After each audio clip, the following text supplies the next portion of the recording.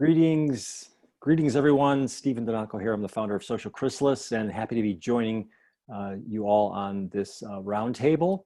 The title of this particular event is called Business with a Conscience, the prerequisite to conscious business. And I'm really grateful to be here facilitating this roundtable and having the discussion with a good friend and colleague, Noreen Kelly. Noreen, welcome.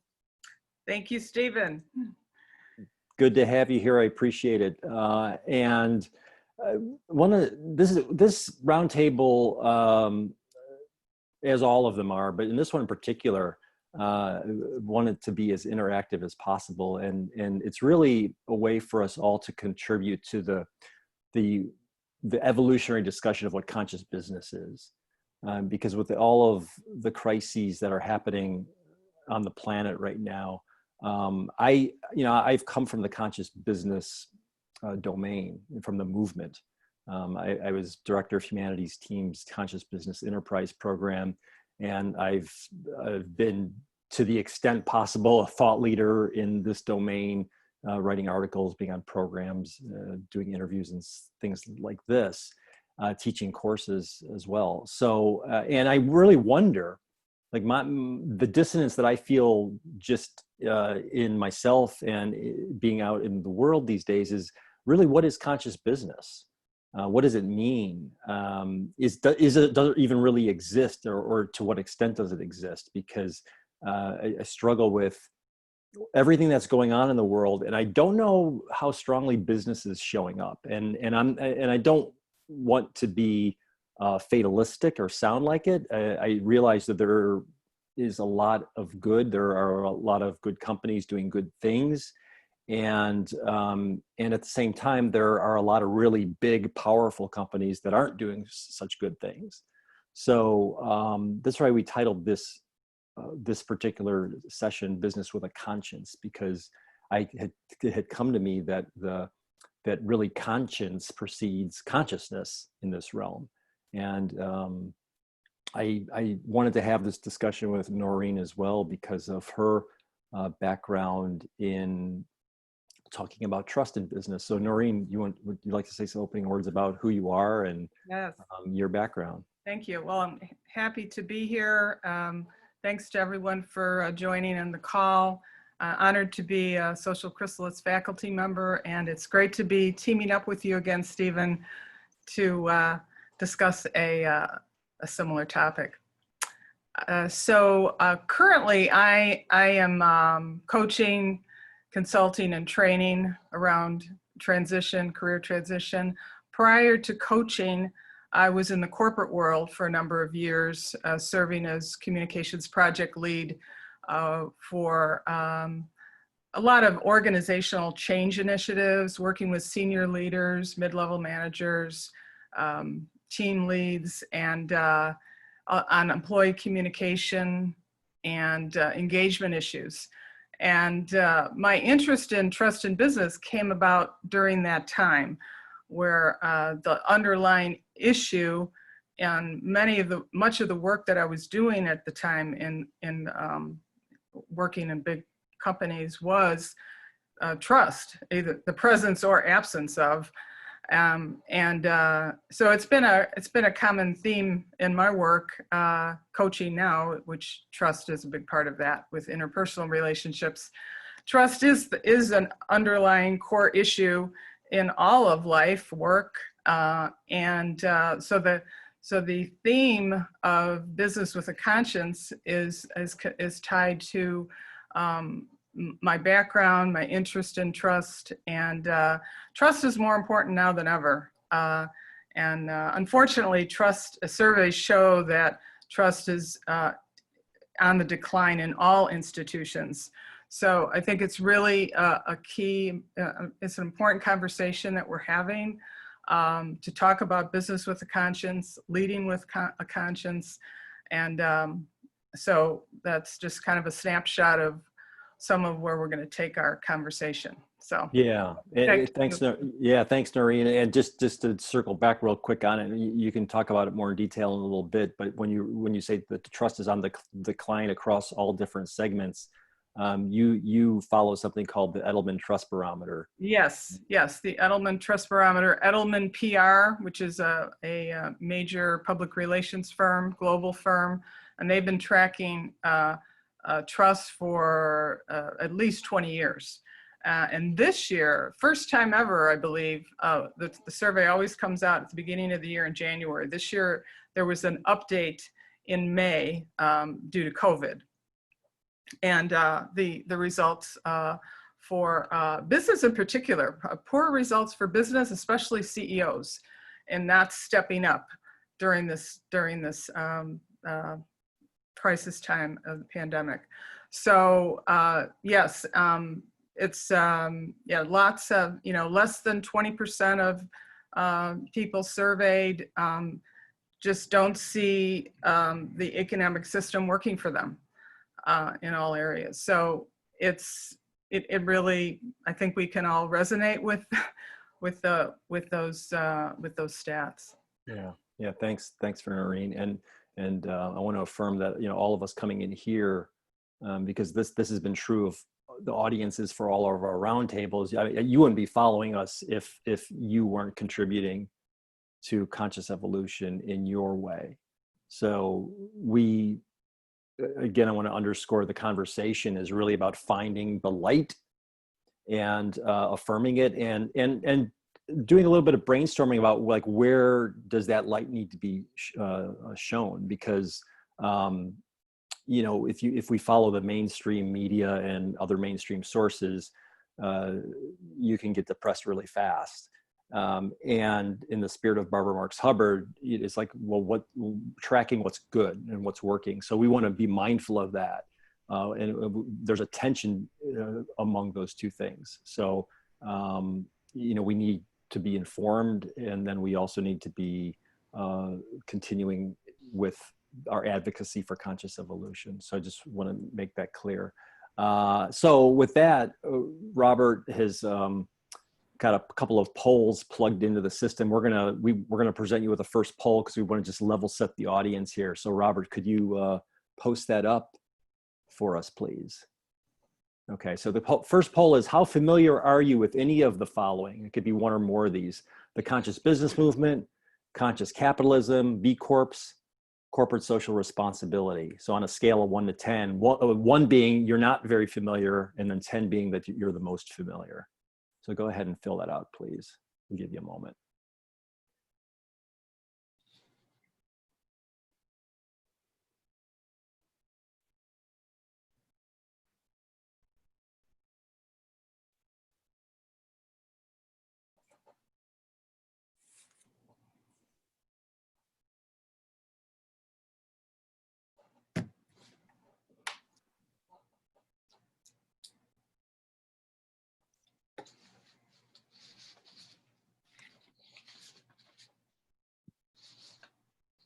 And Robert, if you'd cue me when that's ready.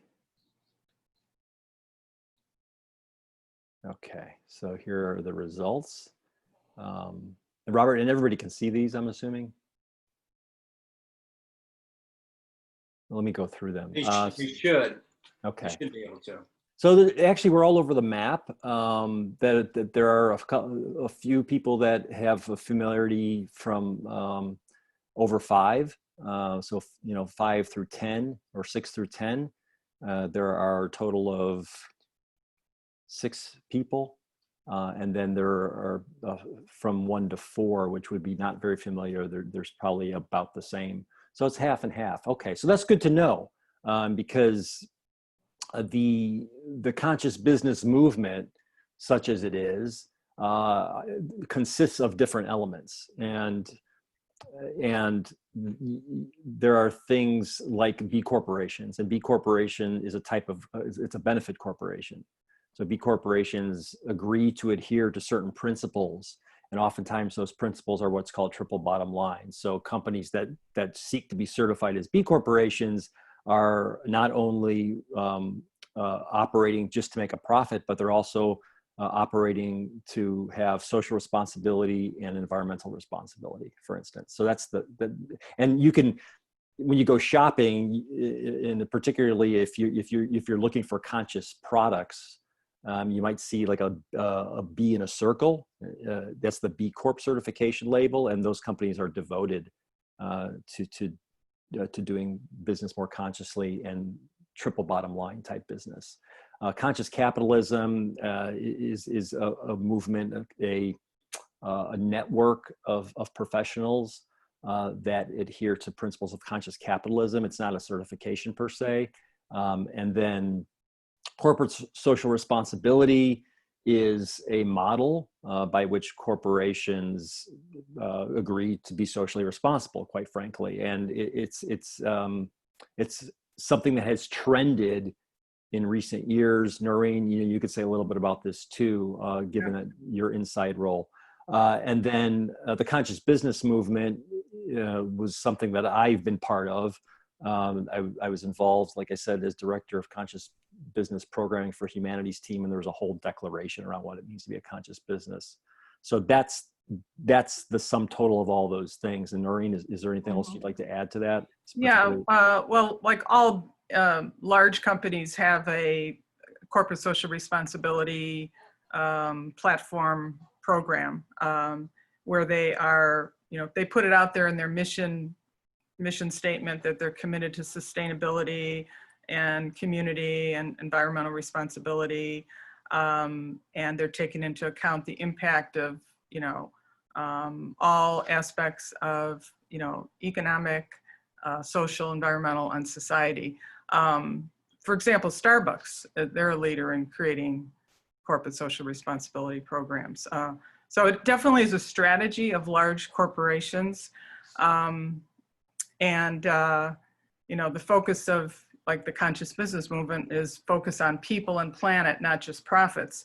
So some of the questions that we're asking in light of these models is, are companies truly exemplifying the greater good when they roll these platforms and programs out?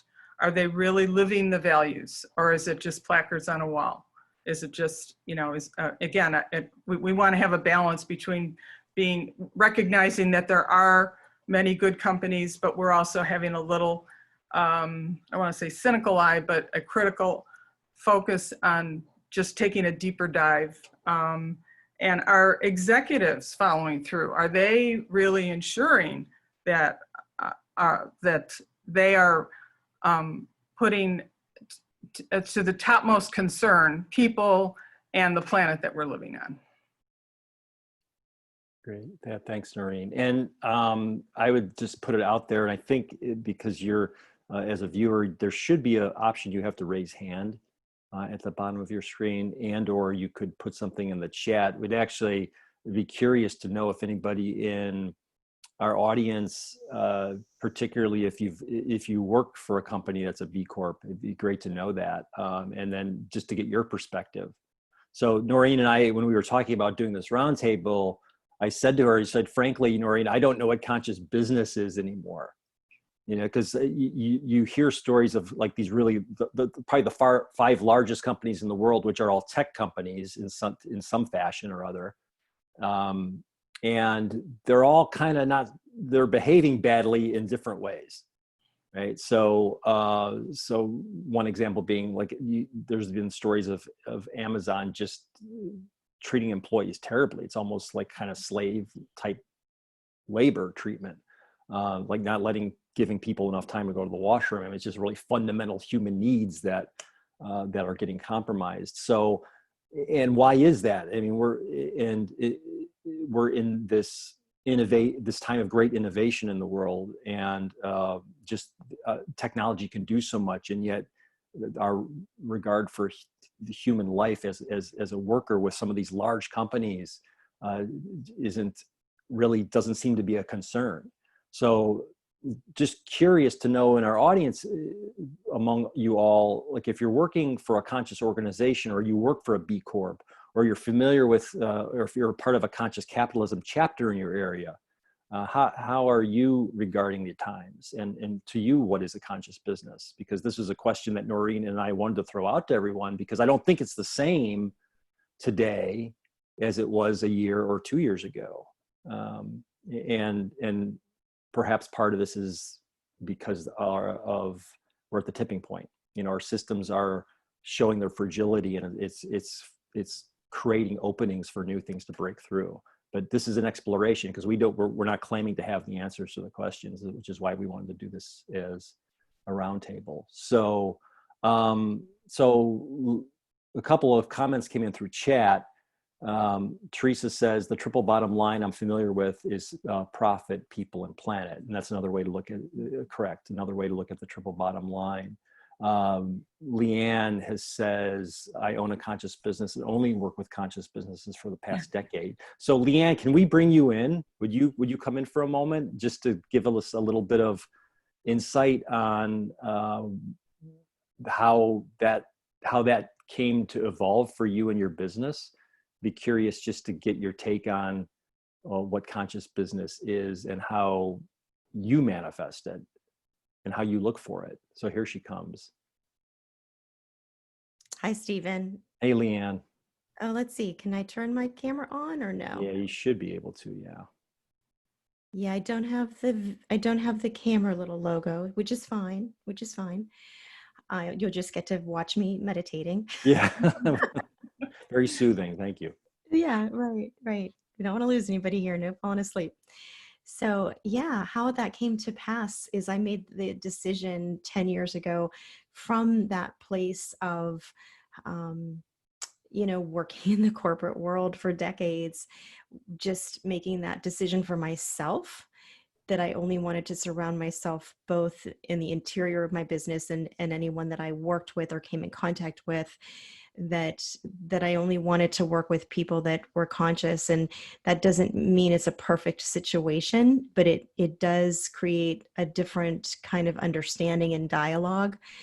And when I made that choice many years ago, I heard a lot of people say, what are you, crazy? You're just starting a business and that's such a small segment. Nobody even knows what conscious business is. And I've seen it grow over the years, especially in the past 18 months, Barbara Marx Hubbard, one of my favorite quotes of hers is problems are evolutionary drivers.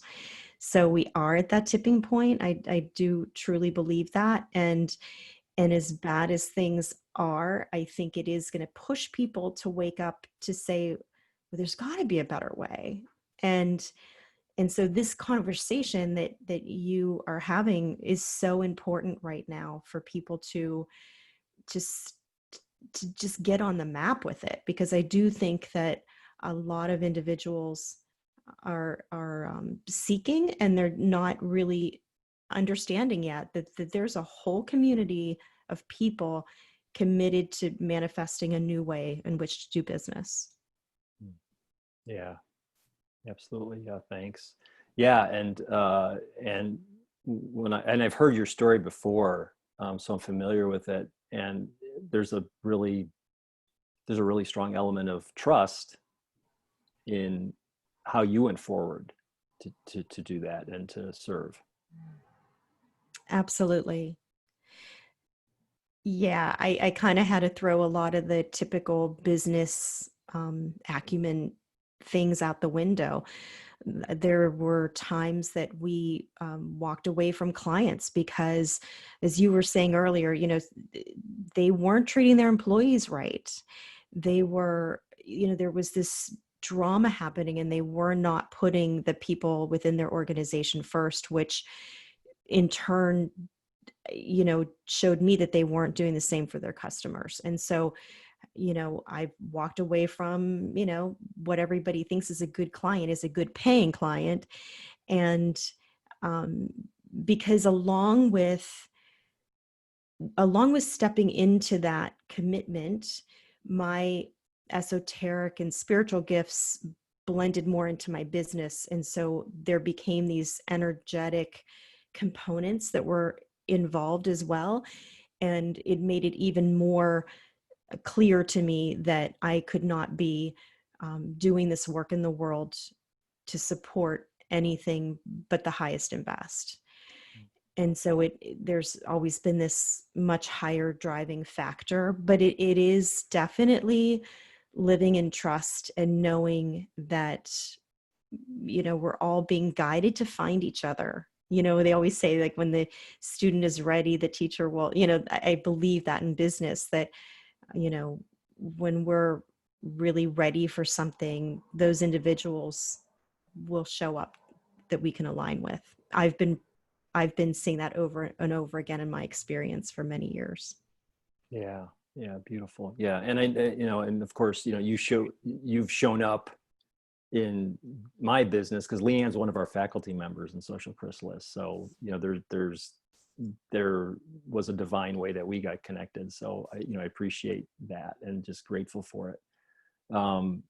Noreen, so Leanne's talking about trust from a different perspective, but I'm just curious, like, what's your take on that maybe that intangible piece of trust that is more about like trusting people with the right thing, and it probably there is an overlap maybe with how you work with leaders and how you've coached people. I'm curious. You really, whether you're working for, it doesn't matter. I don't think any size company, small, large, it's about talking to your people, treating people well, have those qualities of a leader that are so key, that are so just timeless, treating people with respect and being open to feedback and being humble, being human. So it's, and also upholding ethical leadership. That's what's the, always keeping in mind the ethical and moral perspective as important, highly important above all. So it's I guess I think I'm describing servant leadership, and that's a model for leaders to aspire to, and for how to treat people in the workplace. Yeah, and that might be a good segue right there to the next poll question. Hey, so Steve, I'd like to add a little bit. Yeah, please. I used to be, of course, a business executive in medium-sized companies that were public companies, had to report numbers and so forth. And I found that the different presidents or CEOs that I work for modeled, of course, that conscious aspect within the company. So like one CEO would say, it's all about the quarterly profits. And of course, that was the key. So therefore, he would say or do anything to make sure the quarter profits got there, right? However, another one, which is all about the atmosphere, the employees, and everything else. And that was always a very important thing and a great big, vibe. And the environment was tremendous. And based on that, and that conscious employees and the service, we had the record numbers under that leadership more than any. So if anyone's listening out there, whole businesses, man, you take care of the environment and the people, that, this could be such a high vibe amongst everything that your profits are bound to skyrocket, versus watching the numbers to make sure that you do whatever to manipulate, things, versus really have the conscious, environment. So it's really important. Yeah, thanks, Robert. And Teresa says something similar in the chat. And Teresa, if you'd be willing to come in and just speak to what you put in the chat, we'd appreciate it. Because Teresa is also talking about attending to the well-being and growth of the individual first. So I'd like to get a little bit more color from her on that thought, if you're willing to come in.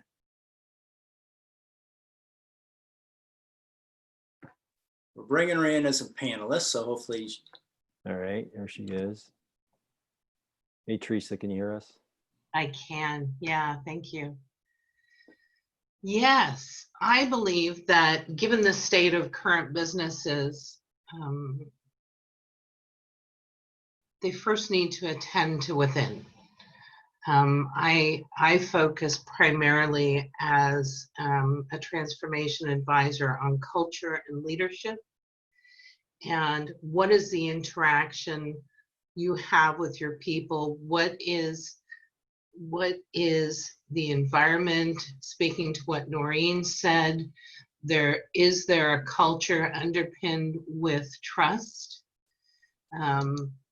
And until or unless you have this, there's no point looking outside your own sphere. And to Robert's point, profits are a natural result of a healthy, vibrant culture and company, because when I look at it, at a company energetically, it's a circle.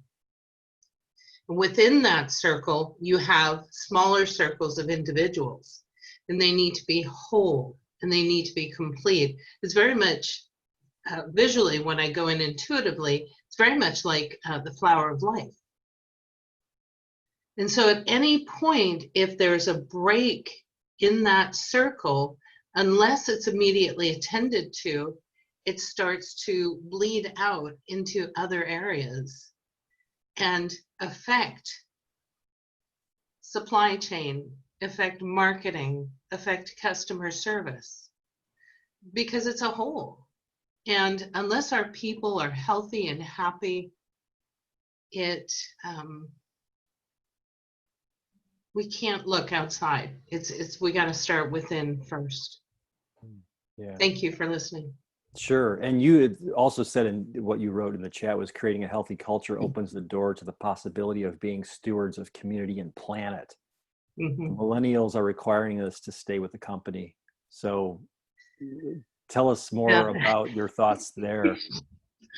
Well, first of all, I love millennials. I'll work with them any day, hands down, because you know where you stand.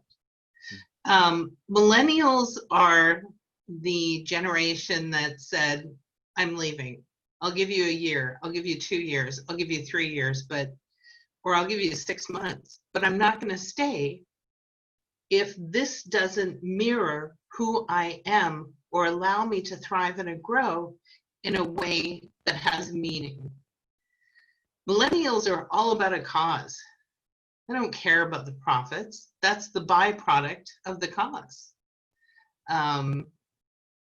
So I love, I was in a meeting on Friday talking about leadership, and a millennial piped up and she says, I just got out of college and I just don't want to go work for somebody because I can't seem to find the place that will nurture me and help me thrive.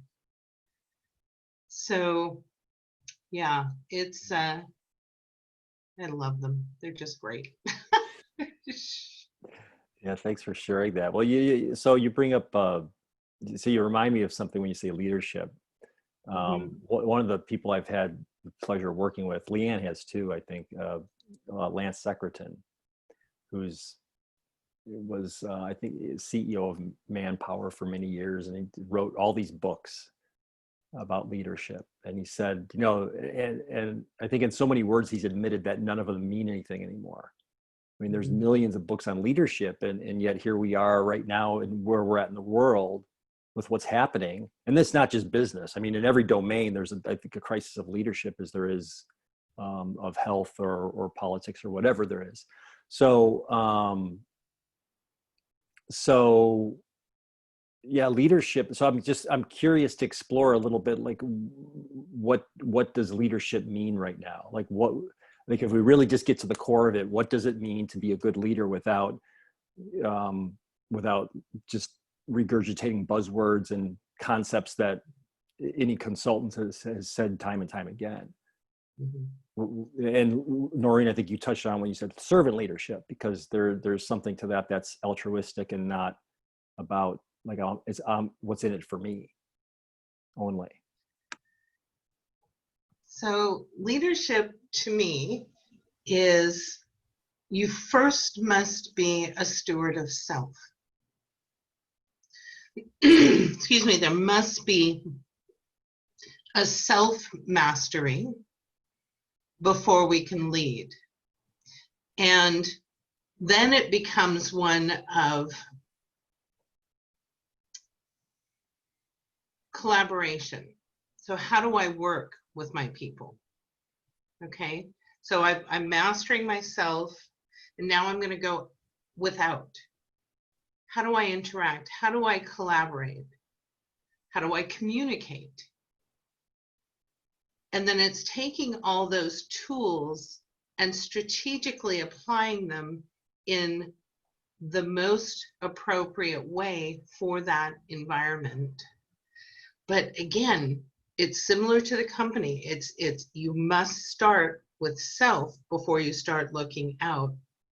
And unfortunately, I reported to the CEO in my last job, and we were having this conversation. And he says, "So you think I should keep learning?" It's like, do you want the truth, or do you want me to be PC? Yes, absolutely. You should never stop. The moment you stop, you inhibit your contribution by being dogged in your belief systems. And that doesn't work. That is, if you're going to stop learning, does that mean your expectation is the leadership team, the executive team, or the board should stop learning? Well, let's just bury it now, because we can't grow without new ideas. Yeah. And Leanne put in the chat, she said her favorite Lance quote from Lance Seckerton. Authenticity is the alignment of head, mouth, heart, and feet, thinking, saying, feeling, and doing the same thing consistently. This builds trust and followers love leaders they can trust. That's awesome. Yeah. So Noreen, any You reflections on that? You could say that trust is the new leadership, and that another meaning of trust is authentic communication. I think that maybe I'm coming from the lens of communication because that's my background, but trust and communication are very much interwoven. Yeah. Once you lose trust, you lose the ability to communicate and lead. You're right. So it's like the three pillars: trust, leadership, and communication. What I appreciate what both of you have said, Teresa and Noreen, what you're getting at is like that we're here. I mean, they call this Earth School, right? So we're here to learn. If we stop learning, we're dead, pretty much. So we're here to learn, and there's this seems like there's this resistance to it. Like, oh, okay, I've reached this pinnacle and now I can stop. And it's like Teresa, what you just was saying, that the CEO leader says, do I have to keep learning? And I think for those of us who are here on this call, like, we're committed to that lifelong. I mean, it's not even a question, we're continuing to learn. So it's weird to hear it, right? Especially from a CEO who, in probably all other aspects of his and her life and the operations and the finances, is probably brilliant. But what is it about the resistance to that inner self-exploration and growth that is so difficult? And maybe that's a rhetorical question, but I'd love for someone to weigh in on it. Because I think it speaks to a lot of what is needed in order for us to transcend and actually go on the next turn of the evolutionary spiral. I think first it starts with believing that it is who you are, that continuous learning cycle. It's also a matter of looking in the dark corners of our own souls and identifying the beliefs that are driving the behaviors that no longer support your goals and aspirations. And as a CEO, if you allow those beliefs to drive them, and he was, then you can't move beyond that level. You can't grow. You can't grow. You can't facilitate growth in others. Not well. You can to a certain degree. And again, it comes down to that energetic imprint of the company. You become definitive. You become defined within this sphere, and you can't move beyond it. And people get locked down and would rather keep doing the same predictable things than explore ways of looking into their soul and saying, oh yeah, that came from when I was 8. I remember. And I'm not 8. As an adult, I can choose my response in a much more empowered, informed, conscious way. And continue to choose that every time that behavior comes up. Because like anything, the moment we ask for change, it elevates the need for that behavior to exist, right? So it repeats and repeats and repeats until we master it. And that's where we get the mastery from. And when people in influence, people who are leading, parents, anyone in a position of influence stays stagnant, they lose the opportunity to deepen into their soul's purpose. They lose the opportunity to collaborate and communicate and grow with others. So to that CEO, he had his JD, he had his doctorate in accounting. I mean, brilliant, brilliant, brilliant mind. But the other pieces weren't attended to. And how did he respond to your question about, do I have to keep learning? He asked what I felt he should be looking into. And I said, the simplest place to start is with mindfulness. That's something that's easily applied. It's the tools of active listening, the tools of being completely present, all of these mindfulness tools that have become kind of a buzzword, right, are easily adopted and easily applied. They don't require that deep introspection. That comes next, but it's a good place to start. And for him, it was. So he stepped up No. to the challenge. No. Mm. That wasn't my job. Yeah. Oh, yeah. And Susan just put in the chat, she goes, this all sounds good in theory, but I haven't seen it in practice in my work life and business and government, except in a very rare instance. You're right. So it's like, so my impulse, I think Noreen's too, but I'll let her speak for herself. My impulse is, all right, let's switch it from rare to mainstream. Yeah. And what's my role in that? And like Noreen, help me out with that. Yeah, isn't that what we all want to go toward? And because it's pretty darn discouraging to see when leaders, CEOs are caught up in the power and authority, and they're not looking at people first, but profits. And so, yeah, we want to get there. We want our leaders to get there. Yeah, and Noreen, I know you're coaching executives, and you're coaching executives who are on the other side, because you're coaching executives actually who've been released. Yes. Right? The companies have downsized them. Yes, from right? from VP level to C-suite to CEO level. Yeah. And yeah, so that's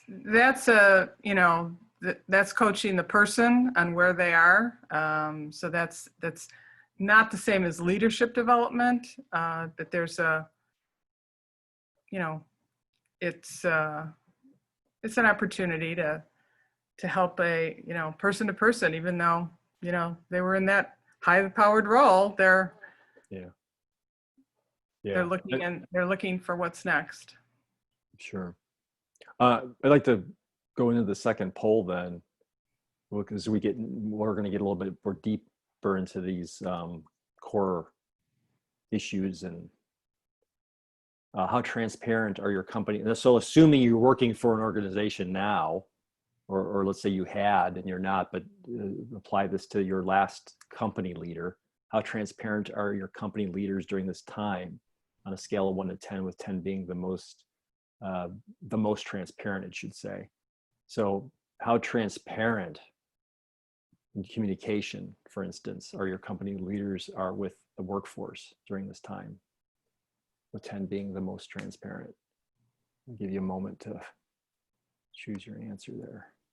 And that could be, it could be whatever you consider the leader to be. It could be your immediate manager or boss. It could be CEO. It could be whoever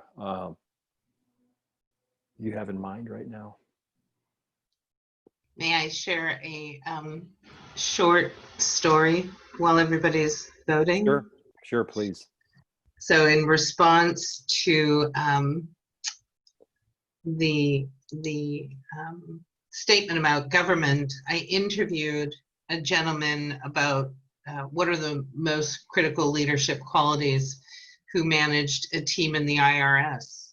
He's stationed in New York, and he was unquestionably one of the most conscious leaders in action that I have ever seen. I would put him in the top 0.5%. He was amazing. In the IRS. Wow. Those are great stories. I mean, we need to hear more of those. Mhm. So we know they're out there. Yeah. It's the other stuff that gets all the press, unfortunately, it seems. So let's see how our poll's doing. Okay. So on the question of transparency, how transparent are your company leaders during this time? Let's see. It's distributed fairly evenly, although we do have, I will say, from 5 on up, we've got pretty good amount of response there. It actually favors more to the transparent side than not transparent. So for someone who answered affirmatively, any color you want to add to that? And we'd love to bring you on and you could share your thoughts about how you're experiencing your leaders as being transparent during these times. And if you want to just either raise your hand or just put a quick note in the chat, we'll bring you in. I'll just say real quick while we're waiting for that. I'm doing some media work for an organization right now that's having conversations about transparency and vulnerability of leaders, and that how appreciative employees are when they can relate to a boss, executive, or CEO as being just as human as they are, and having the same kinds of anxieties during this time, whether it's like work from home anxieties or how do I juggle taking care of my kids during this time while I'm working, those kinds of things. So again, there's hope out there. I don't think we hear the stories as often as we do the stories that are talking about the not so good things that are happening. So Robert, anybody raise their hand to come in on that one? No. Okay, all right. Noreen, anything you want to just say about transparency? So what you just we're talking about is like a leader that is engaging in open, honest conversation with their people and acknowledging, I don't have all the answers, right? I'm willing to listen. I want to listen. I want to, two-way. two-way communication. That's what transparency means to me, as well as just being truthful, speaking the truth, and being forthcoming about the company's plans, and getting people, just being open, letting people know what's going on. Yeah. I guess this is not an example from these times, but on a large scale, talking about the environment, about the oil companies, ExxonMobil, not being transparent, covering up the science and the facts about climate change. Yeah. Yeah, and that's there's Since like the 70s. Yeah, right. And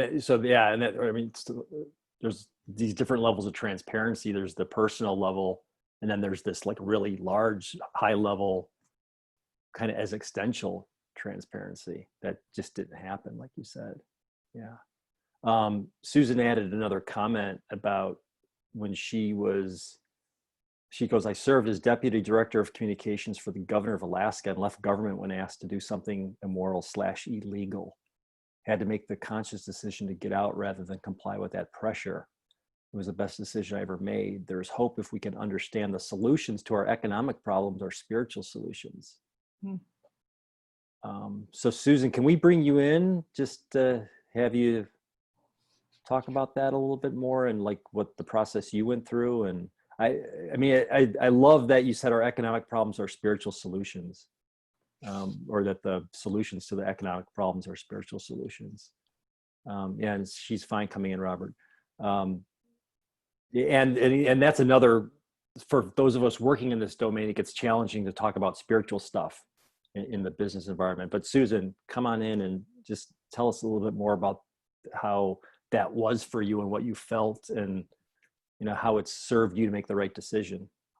Well, it was one of the hardest decisions I ever had to make in my life, because I thought I was important and I was making a lot of money and I had access to power and decision making. It was a very prestigious job. And I knew that if I crossed over that line of what I was asked to do, I would be taken care of for life. I would be on the inside. I would be promoted in, become a commissioner or whatever happens to people. But I remember going home that night and looking in the mirror and saying, no one will probably ever know that I did this, but I will know. And I will have to look at myself in the mirror in the morning and know that I crossed a line. And I went in that day and gave my resignation. And it was a wake-up call. You think that you're so important. You think that people care about all these. I used to walk around with 2 cell phones. And, you think they're going to keep ringing after you walk away from those situations. But I quickly realized that it was an environment that if I swam in a dirty pond, I was going to get dirty. So I admire people who can be, within the system and work to change it within the system. I think that's really, really important what you're doing. I myself, maybe it's my age, maybe it's where I've been, but I haven't had the experience where I could change it within the system. I had to do my own thing and create something new based on the principles and things that I believed in. So I don't know if that answers your question, but Yeah. it was very hard, and economically and in every way, shape, and form. I've never looked back and I've never regretted it.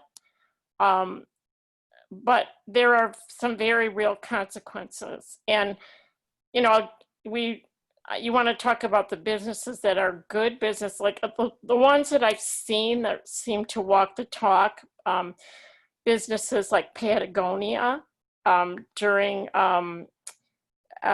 Standing Rock. I mean, they were donating lots of money and equipment and things that they gave out. there are companies that I see doing it, but the majority of the companies that I consulted for when I had my own communications business, the bottom line is what they care about. And I don't know how to work in the system, so I left it and have worked in other systems. So. Yeah. Well, just really deep bow to you for that. Because I sense into like the authenticity of what you decided to do, like looking at yourself in the mirror, and how difficult at the same time that must have been, because for all the reasons you said around the material benefits of it that you would have had, and I think it goes back to what you said about the solutions to our economic problems are spiritual solutions, because we know there's something higher, more noble than the buck. And I think we're really seeing that now with Black Lives Matter, with everything that's going on in our country right now. People are going, there's something more. We want more. We want justice. We want equality. We want inclusion. And those are spiritual principles. And I think that how we talk about that within business is really challenging, and it's really important. I know for me, when I left government and when I did my own film, I made sure that it was structured so that every person I interviewed would get a portion of any profits that we made on the film. So that was how I looked at it. It's like, this isn't mine, this is their stories. So how do I include them? And when in my own business, I made sure that any profits were shared. But I think that's rare. I mean, I used to try to sell my book on Amazon and I took a loss. Every book I sold on Amazon, I lost money because of the amount of money that Amazon takes for everything. So I don't know how you influence those companies. I'll shut up, but I think it's awesome what you're doing. And I want to learn more so that I can be a better part of promoting these ideals in my daily work, in my daily life. Yeah. Yeah. No, thank you, Susan. Appreciate it so much. Yeah. So and Susan it was a good segue as well, bringing up the different movements we have, like Black Lives Matter and climate. Like, I mean, I'll just tell you, like, as obviously we've been living in the COVID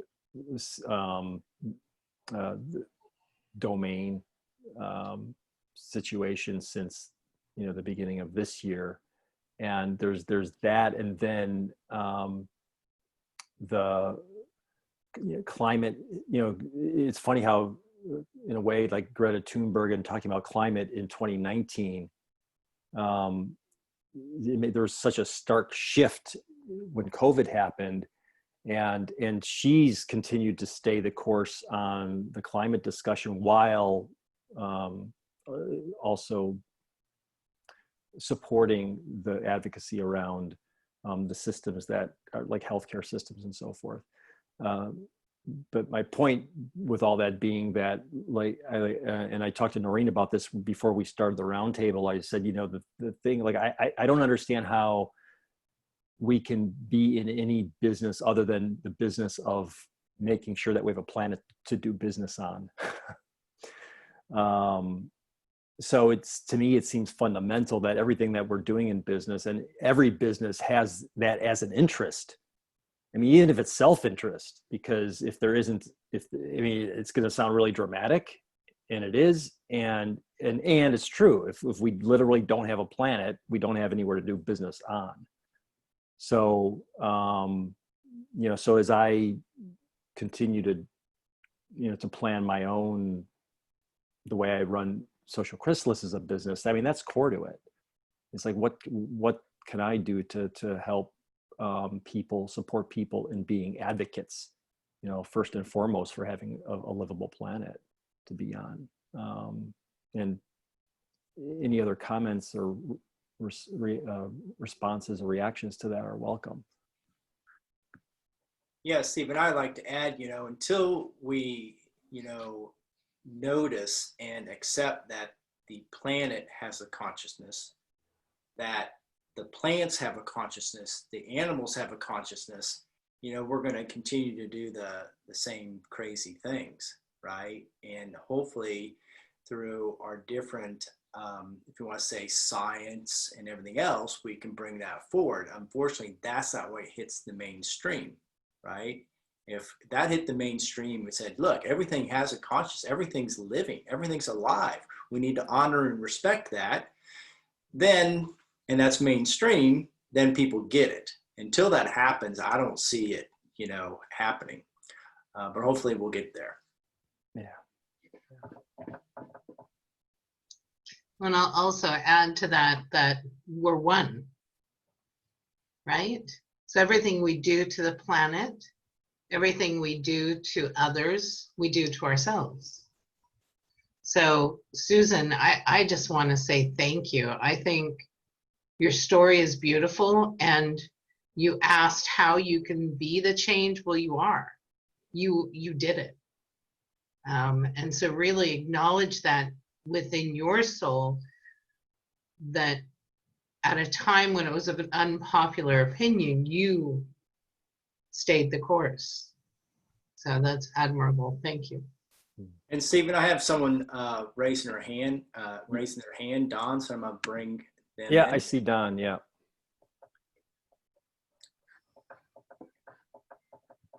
Don is coming in. Don, you can mute yourself there. There you go. There you go. Hey, Don. Oh, we're not hearing your audio. You're unmuted, but for some reason your audio is... Oh, is that better? There you go. All right. It's amazing. Push one button and all of a sudden you have a voice. There you go. Good to see you. And reciprocal as well, and others.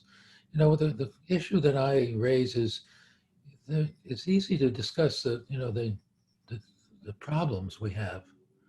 That we're pretty much aware of them. They're so ubiquitous.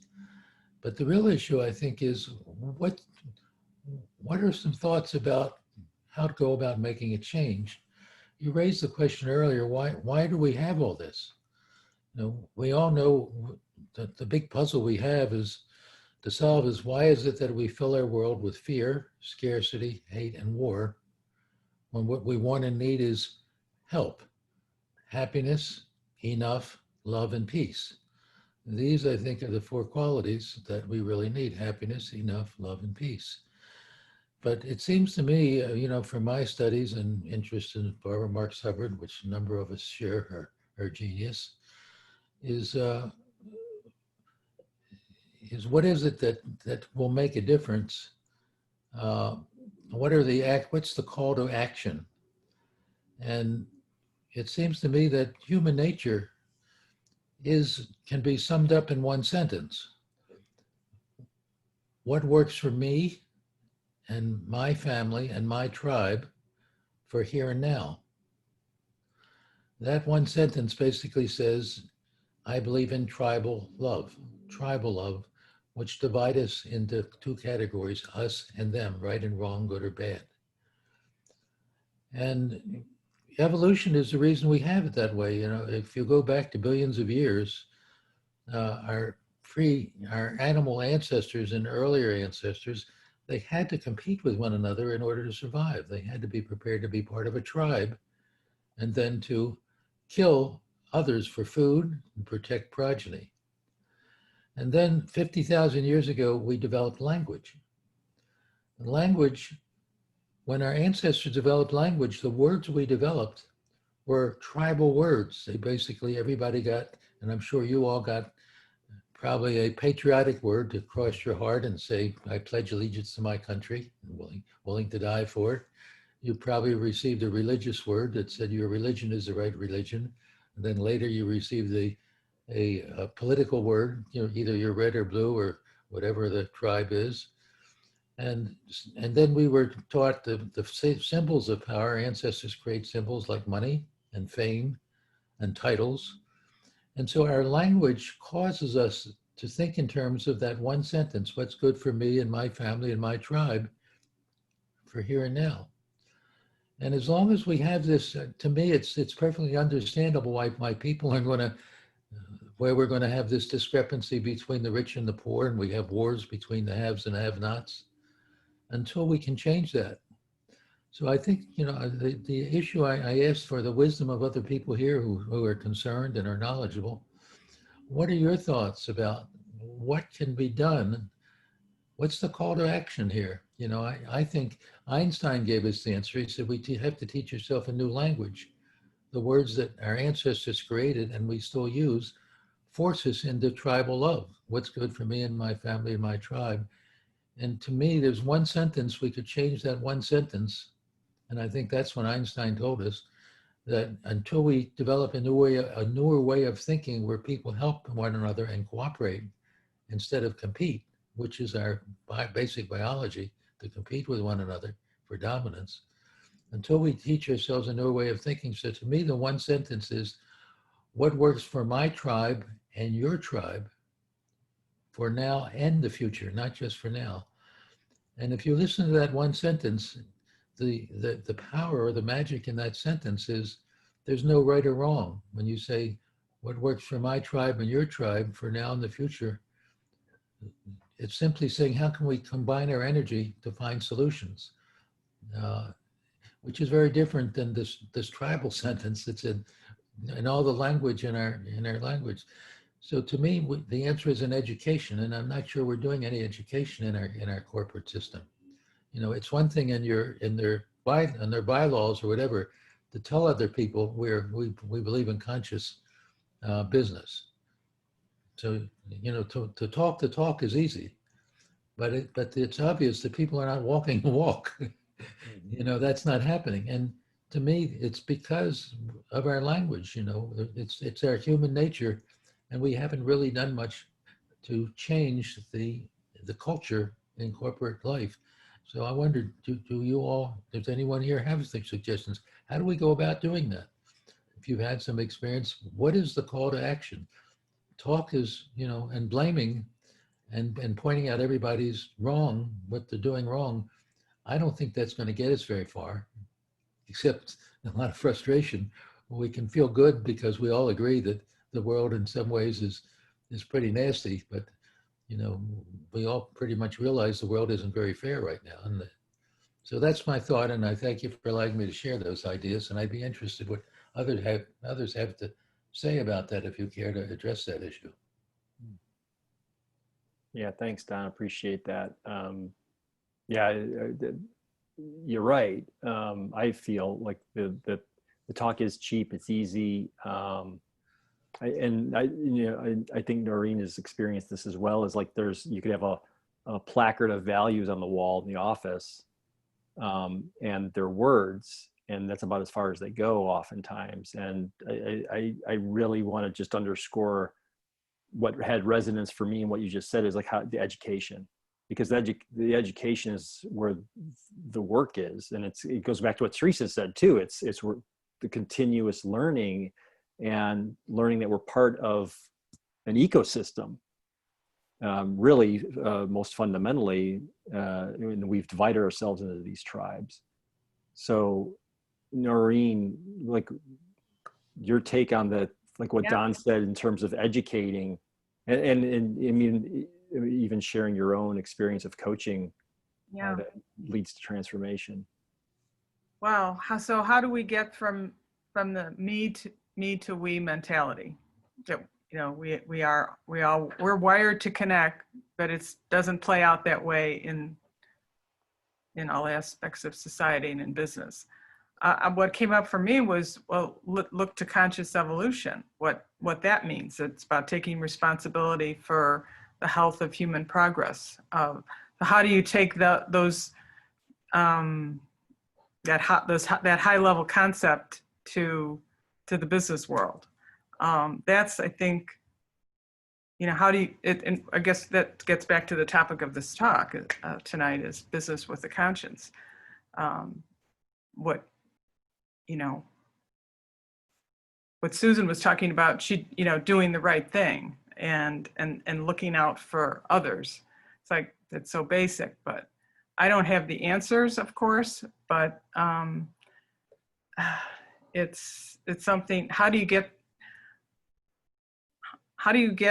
reach those in power and educate on that level? You talk about we're at the tipping point. So what does that mean? What is that going to mean in all sectors of the wheel, including business? Right.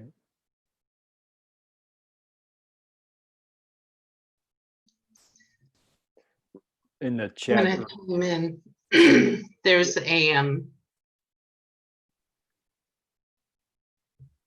think the only way, Dawn, that we can affect change is by being the change, about embodying what we want to see in the world. People are not going to step in and change until they're ready. And I think we have a long way to go, but I think we're a lot farther along today than we were even 5 years ago.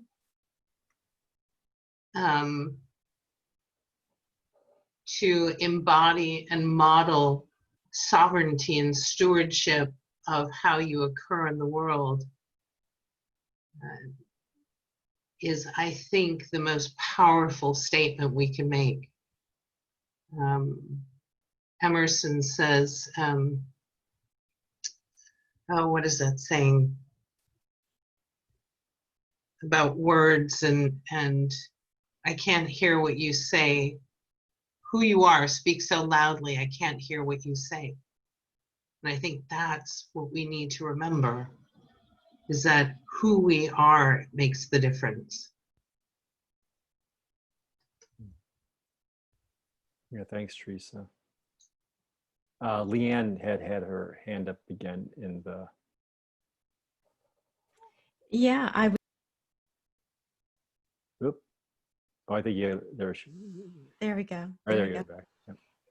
Oh, look, I have a video button. I can be seen. There you go. Yeah, I was raising my hand to say the same thing that Teresa was saying, that it starts with each one of us. It's a personal choice, and that that reflection out into the world starts to look very attractive to other people, when they see individuals acting in a different way, taking that responsibility, or stepping into a higher narrative in their own lives, and how they show up. I believe that's the only way that it can grow. We can't change upper management or these big CEOs of these massive corporations, but we can change ourselves. And I believe that that's what's happening now, that there is more of a narrative around this subject because more and more people are taking that responsibility. Yeah. If I could shift gears just real quick on that, like I'm curious, like, because we're business people, to the extent we are, some of us might be, might have our own businesses here. Some of us have worked for other people or other companies, but we're also all consumers. So how does everyone regard the role as a consumer? Because the thing that I have heard increasingly over the last couple of years, especially if you're following B Corps and the conscious business movement or conscious capitalism, is that we all have voice through where we choose to spend our money, and that might be perhaps the strongest movement, the strongest force for good. So how do we as consumers operate in a conscious business domain? Well, the first thing I think of is our friends over at Mindful Market, companies, platforms like that are taking that stance, to put a conscious business into place.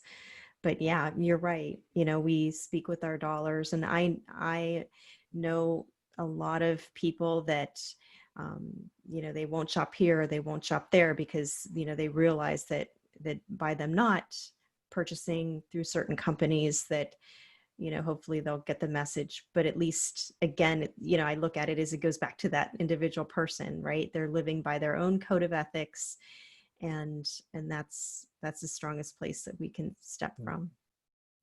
Yeah, thanks, Leanne. Stephen, I'm gonna bring Rebecca in. Sure.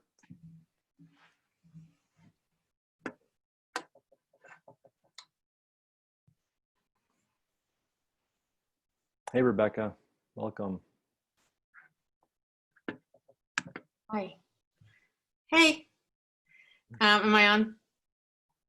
You are. You are on, yes. Go ahead. Awesome. Yeah, I just really want to get back to the whole education piece. I think that is the start of it. When we start not doing a one-size-fits-all curriculum where each kid doesn't, you know, feels that they're inadequate because they're not a Renaissance kid, and we can value each individual soul's unique contribution. And when they feel the esteem to be the unique individual that they are, then they can come find their genius more easily and then come together with other geniuses, and then they won't feel a need to compete in it. And that's how the puzzle kind of comes together for me. It's just finding your own beautiful soul, because we're all cells in the body and we all are working together. And that's the first thing, to find your own, you know, personal vision of how you fit into the world. So just wanted to share that. Yeah, thanks. You know, that reminds me too, because that template, if you want to call it that, you know, it trickles through. Because I mean, I know, like, my experience working in the big corporate world, the education, quote unquote, process was pretty much the same. It's like we're really, the aim is to basically just continue to create cogs for the same wheel. Yeah. And it gets boring after a while, and it's not very fulfilling when at least for me it wasn't, which is why I chose to leave that circus, because I wasn't feeling like my own genius was being honored or even encouraged in any way. So I appreciate you bringing that up, Rebecca, because it definitely, it begins with our kids, and then it continues all the way on through. And if they lose self-esteem because they're not meeting the model of, you know, my kids are in these private schools that everybody's supposed to be this Renaissance kid, that they're supposed to be great in all the subjects and a super athlete and super social. And if you don't fall into one of those categories, you lose self-esteem, and then you just kind of fall in the hole, and you don't know, you lose touch with your spirit, and you kind of get down into a negative spiral. And then once we just start honoring the individuality of each spirit from the very beginning, and some of these preschools, they're starting to be able to do that. So yeah, I think that is the key. So, yeah, thanks. Yeah, powerful. Walter Drew has said in the chat, my wife and I have a small business. We stopped selling, started listening and helping to solve problems and serving our customers' needs. The response has been very positive, with gratitude and increased business. So Walter, can we bring you in?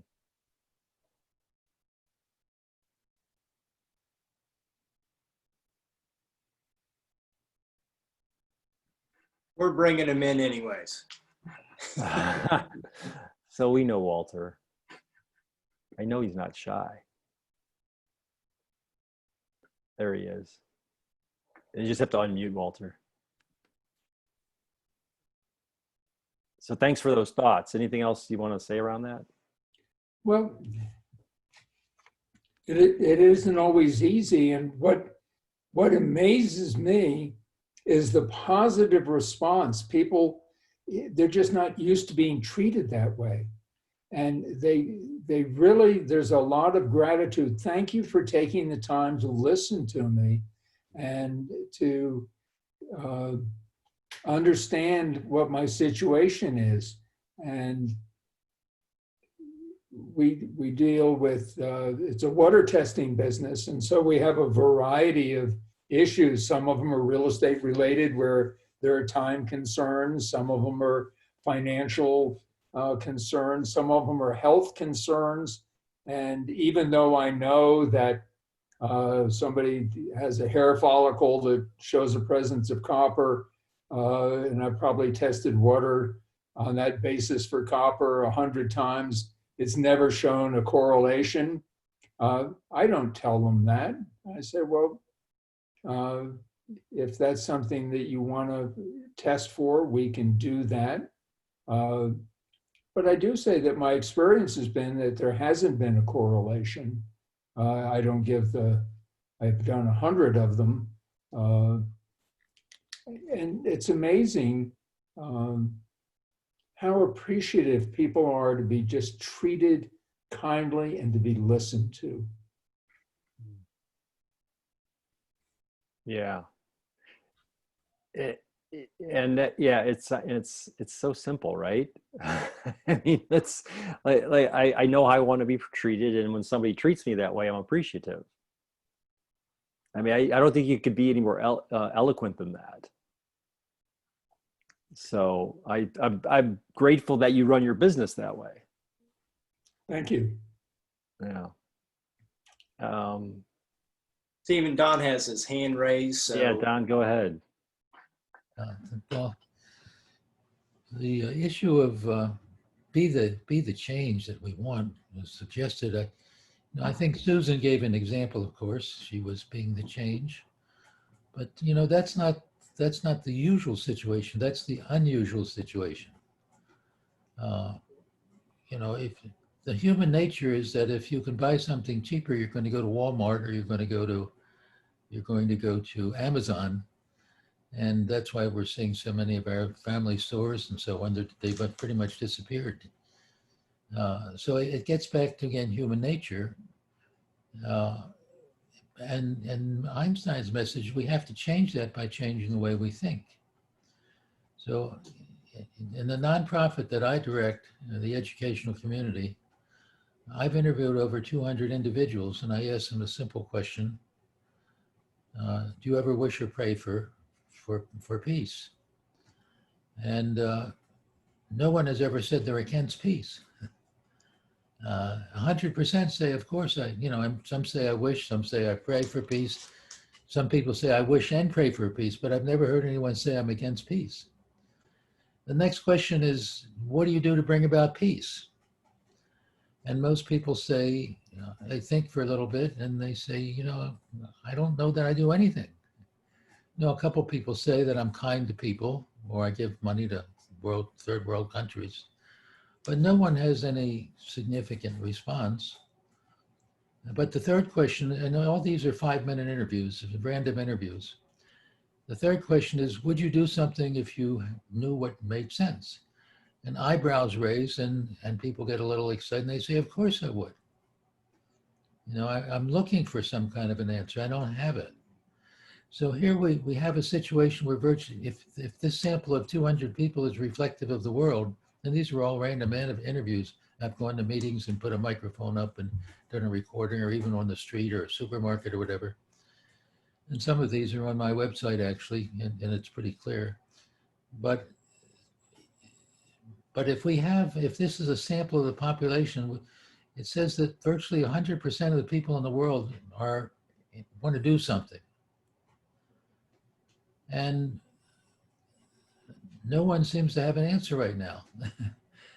So if we come up with an answer, so I think Einstein gave us the answer. He said we have to teach people a different way of thinking. And we have to teach people some new words and new language, because what makes us unique from every other creature on Earth is that we use words, we use symbols.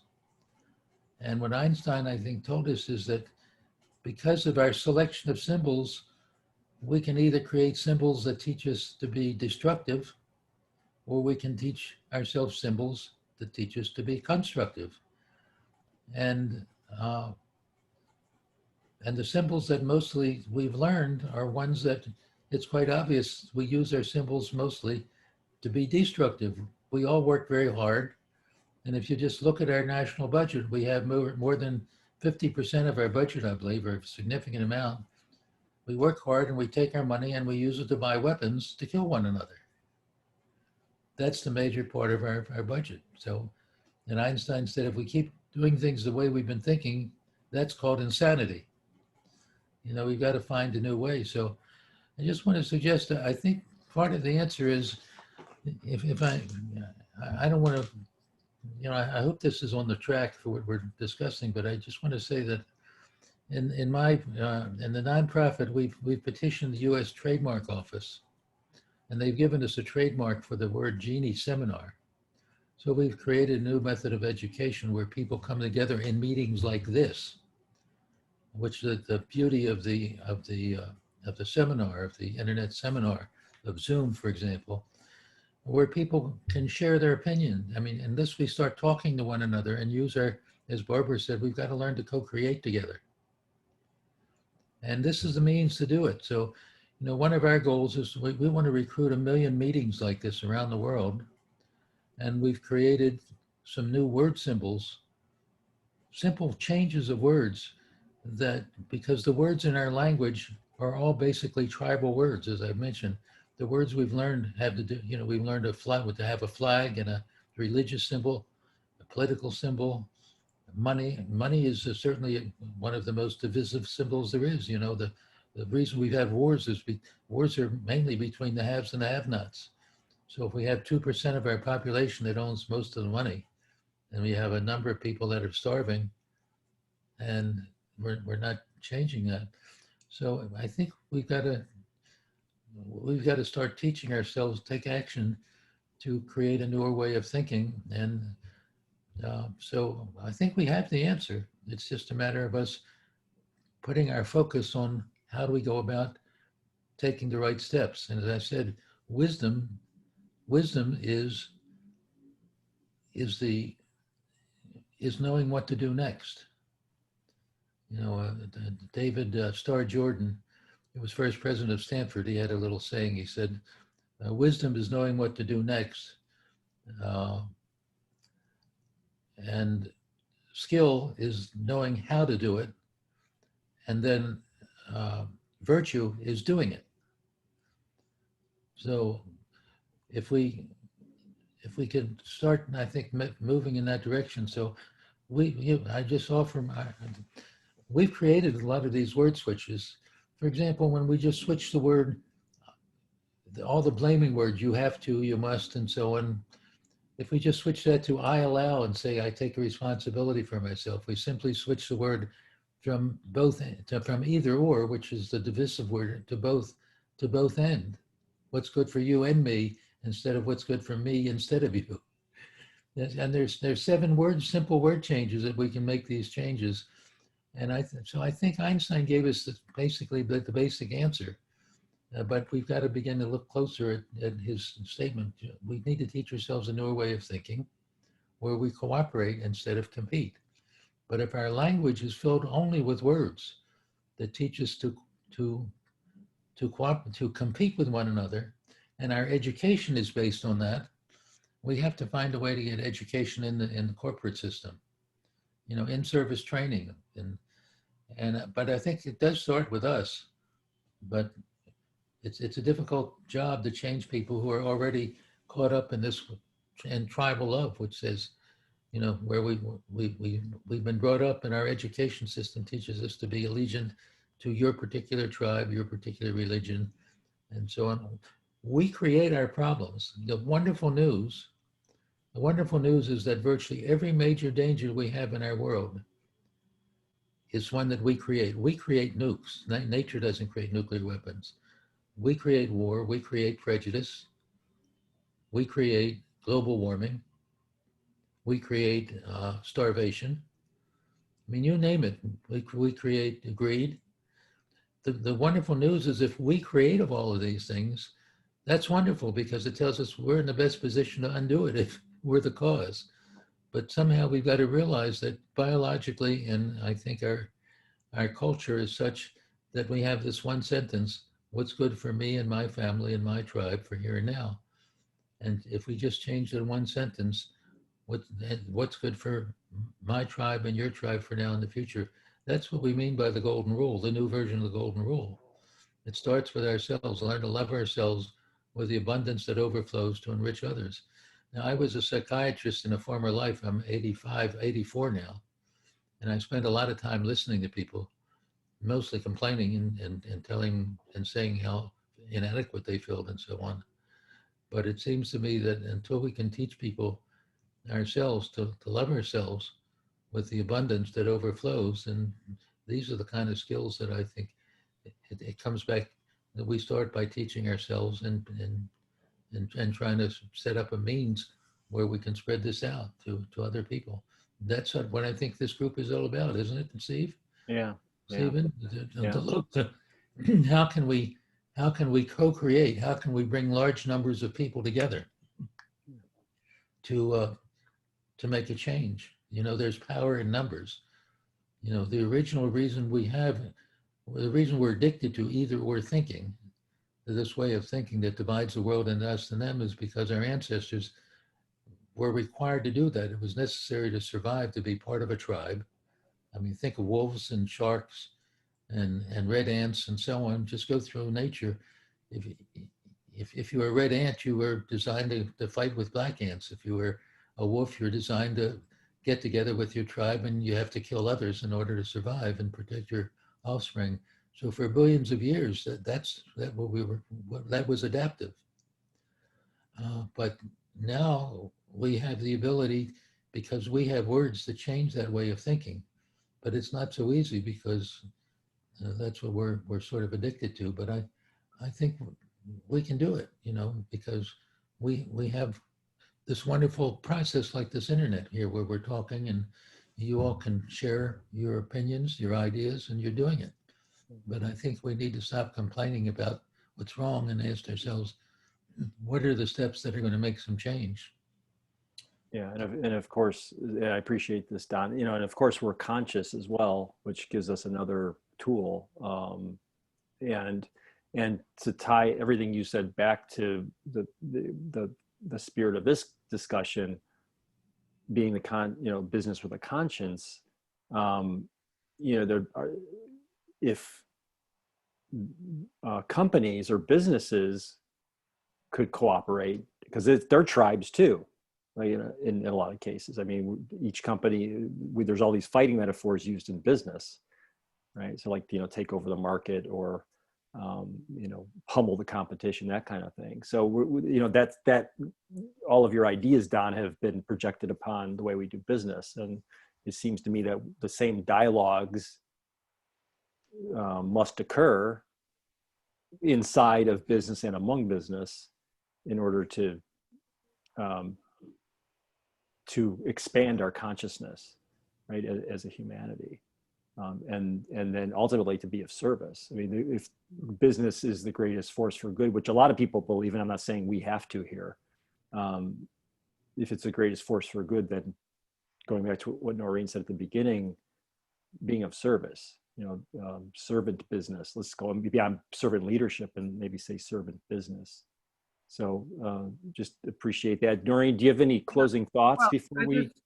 I'm just thinking about the parallel from people to the vision of what we need to be individually to business, from the focus on the shareholders, pleasing shareholders as the primary framework, to all stakeholders, which, employees, the community, suppliers, vendors, the environment. So, that's the big picture that we want to get to for corporate leaders to, and not just to say it, but to actually the say do, for it to really manifest, not just to pay lip service to it.